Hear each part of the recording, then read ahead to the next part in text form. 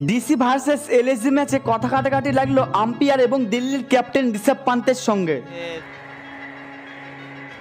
শুক্রবার অর্থাৎ আজ ডিসি ভার্সেস এলএসজির ম্যাচ ছিল। সেই ম্যাচের পাওয়ার প্লের 3 ওভার 4 নম্বর বল নিয়ে আম্পায়ারের সঙ্গে ঝামেলা লাগলো দিল্লির ক্যাপ্টেন ঋষভ পান্তের। দিল্লির ক্যাপ্টেন ঋষভ পান্ত এবং আম্পায়ারের সঙ্গে কথা কাটাকাটি লেগেছিল একটি ওয়াইড বল নিয়ে। আর সেই ওভারে বল করছিল ঈশান্ত শর্মা। ঈশান্ত শর্মা 3 নম্বর ওভারের 4 নম্বর বলটি ওয়াইড করেছিল আর আম্পায়ার তখন বলটি ওয়াইড বলে ঘোষণা করে দিয়েছিল।